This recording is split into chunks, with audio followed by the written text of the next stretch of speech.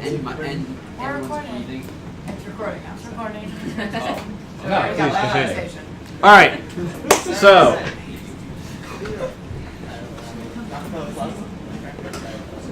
what is this? Venn diagram.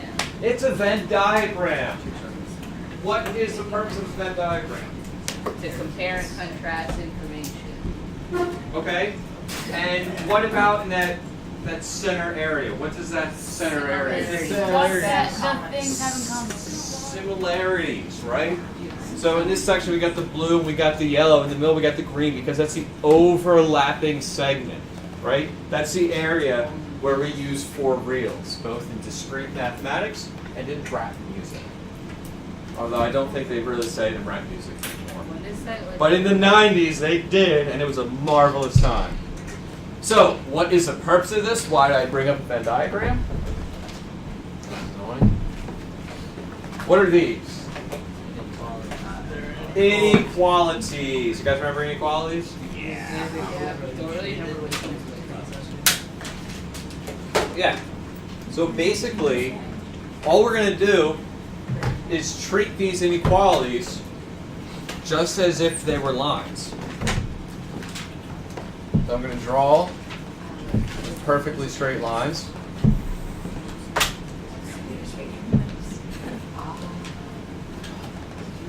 And so let's just graph these. So let's start with the red one. How would I graph the red one? You would go to -5 Where? on the y-axis. -5 on the y-axis. 2, 3, 4, 5. Because what is that? The y-intercept. That is the y-intercept. Then you would go up to over 1. What's that? Slope. Slope. So if I go up 2 and to the right 1, up 2 and to the right 1, up 2 and to the right 1. Look at that. Beautiful points on a line. So I just draw a solid line and make my line, correct? No. You gotta shade. Whoa, why? What's wrong? It's a dashed line Why is it a dashed line? because it's not equals to. Exactly. Remember we went over this before we were graphing lines? And we said that solid line is nothing more than just a collection of infinitesimally small connected points. Right? Because that line represents all solutions on that line. This dash line, it represents points that, it's like the borderline, right? Because my y values are strictly greater than. So for example, at x equals 0, if I'm looking at x equals 0, my y value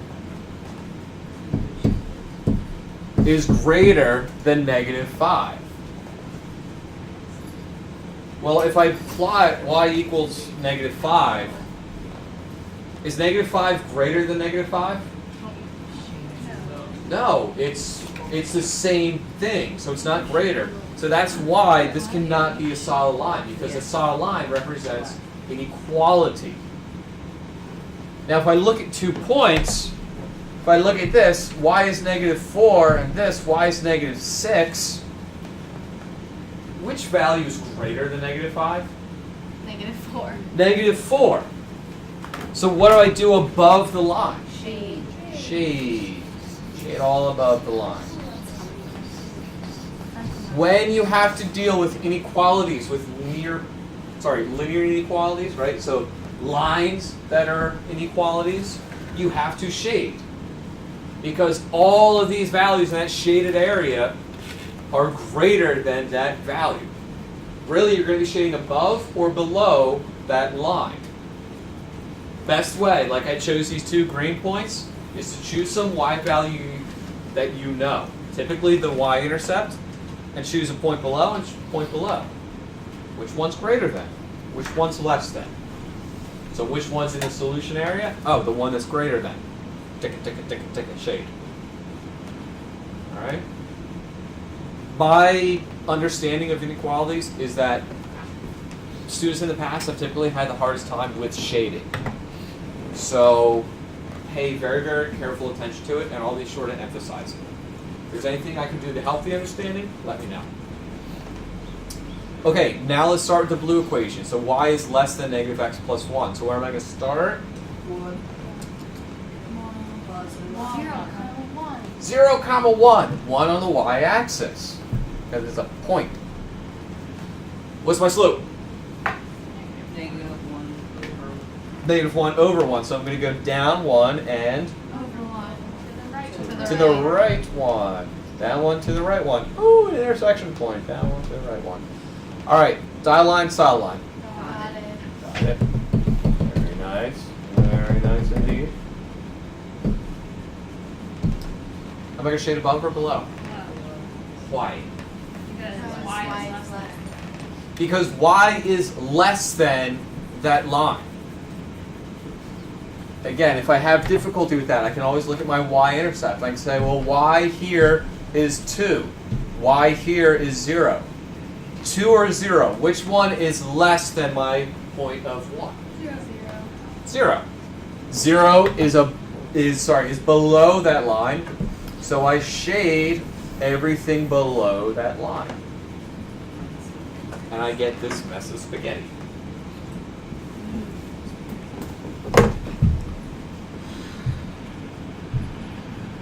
This is what it looks like. Note, even the computer does the little dashed line, that dotted line there. And this is just like the Venn diagram, right? So we have these two light purple areas that are only solutions for that individual inequality. But this darker shaded area, what's that represent? Yeah, the solutions for both, the overlapping area. So if I were looking for solutions for both of these areas combined, like what do they have in common? It would be all this area right in there, right? That dark purple region. I wouldn't even care about the light purple because it's in one but not both. Questions on this? This is the section. It's just graphing these linear inequalities. That's it. So if you can graph a line, honestly, you'll be okay. But again, I understand some of this stuff is tricky. So pay careful attention to it. We went over that. So let's graph those. Oh, and do that. Whoops. Ah! So let's graph this one together. So again, I have y is greater than or equal to negative 2/3 x plus 4. So we'll make this one red. And we'll make this one blue. All right, let's start with red. Where am I going to start on the graph? Positive 4 on the y. Positive 4 on the y-axis. So 1, 2, 3, 4. What do I do from there? Down 2 and to the right. So I go down 2, 1, 2, and to the right 3. 1, 2, 3. Could I also go up 2 and to the left 3? Yes, I could. All right, then I just make a dotted line, right? Solid. Now you got to make up your mind. Am I doing dotted lines or solid lines here? Solid. Why is this one solid and the other ones were dotted lines? That's equal to. Because it's greater than or equal to. Whenever you see that equal to, sorry, you were right. I was just emphasizing it, right? Whenever you see that equal to, no matter how small, that means that there's some equivalence there. They equal. They're points. They're solutions. Little trick I learned. If the line ever doesn't go through the point, make the point bigger. So there's my line. Oh, I got to shade it, right? So I'm going to shade above or below? Above. Here's my advice. Sometimes the slope gets really steep, so it kind of is like, well, am I going to shade which area is really above, which is really below? You can always just tilt your head and tilt your paper. Oh, there it goes. It's level. So this is all above. So I shade above here because my y values, again, are greater than this. My y-intercept, if I look here at 5, here at 3, I see that the value of 5 is greater than or equal to, but here it's greater than 4, so I shade above. Now the blue equation, 2x plus 3y is less than 6. It's not y.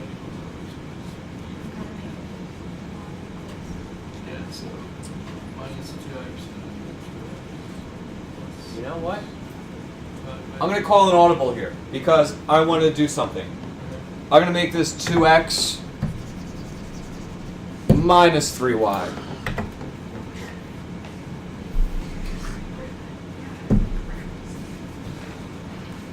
We'll see why I did that in a second. All right, so now, yeah, right. It's not in slope-intercept form, so I got to get it in slope-intercept form. So what should I do first? Subtract that 2x from both sides, so I get negative 3y is less than negative 2x plus 6. Now what should I do? Divide by negative. Divide each term by negative 3. So negative 3, negative 3, negative 3. Question? Doesn't the sign change if you divide by negative? You ruined the surprise. Oh, my bad. No, it's okay. That's absolutely perfect. Yes. We divide it by a negative number. All right? We divide it by a negative number. So what's going to happen when we divide by a negative number? What happens when we multiply by a negative number? Sign switch. What happens when we add a negative number? Sign stays the same. We call that subtraction. So here it's going to be y is now greater than 2/3 x. What? Plus negative 2. Minus 2, plus negative 2, minus 2. So with the blue, right now I'm ready to graph. Where am I going to start? Negative 2 on the y-axis. 0, comma negative 2, negative 2 on the y-axis. Where do I go from here? Plus 2 to the right 3. Up 2 to the right 3. 1, 2, 3. Up 2, 1, 2, 3. Solid line or dotted line? Dotted. Boop, boop, boop, boop, boop, boop, boop, boop. I always find that dotted lines are easier to draw because, like, you can just space and it's like, it's about straight. I'm going to shade above or below? above. Above, because my y value is now greater than. Oh, we divide by a negative. Yeah. See, that's why I call that audible, because it wasn't going to happen otherwise. I want you guys to see that.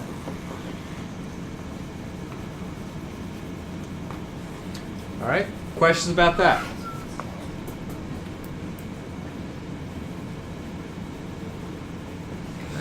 We feeling a little bit okay with this? A little comfortable? Do they only switch when it's dividing by negative? Or multiplying? Right? Dividing, multiplying. When you add or subtract, we don't flip the signs.